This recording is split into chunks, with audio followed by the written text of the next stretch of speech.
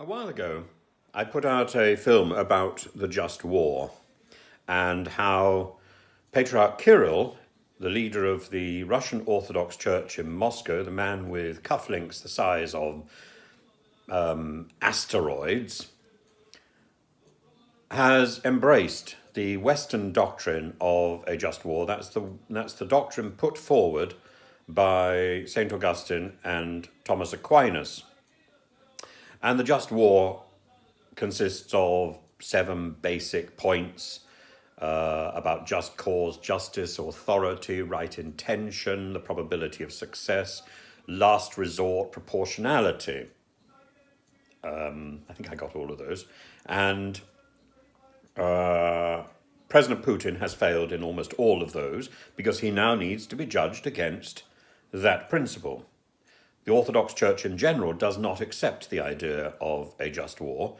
The Orthodox Church says very clearly, and its current patriarch in Istanbul says very clearly, that a war is not a good thing. War and violence are never the means used by God. That's what he said in Novi Sad in 1999. That's in Serbia. But there's a second part to the just war, and that's the idea of justice in war, jus in bello.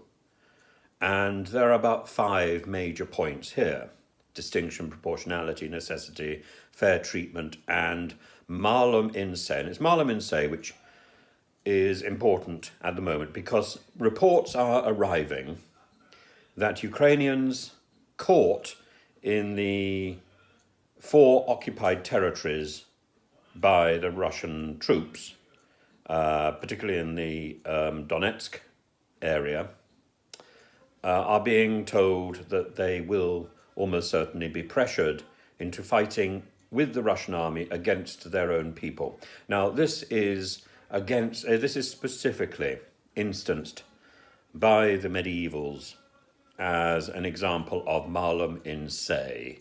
This is the 5th point in the idea of jus in bello. Malum in se. No use of evil in the process of the war. Evil in the process of the war, the medievals said, was forcing the enemy to fight against its own side.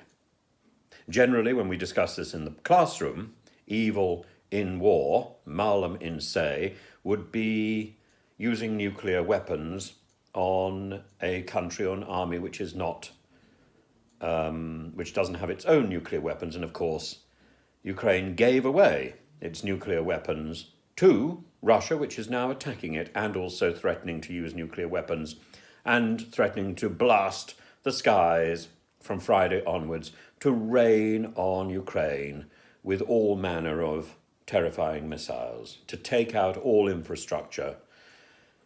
And, of course, this is abhorrent.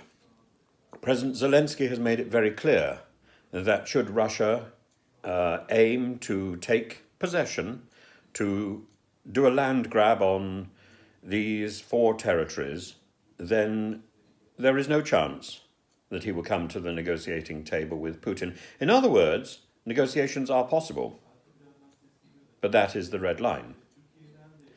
And Putin's side are, of course, presenting Zelensky as somebody who will not negotiate. That rather gives the lie to that one, doesn't it? The red line is should Putin annex that territory.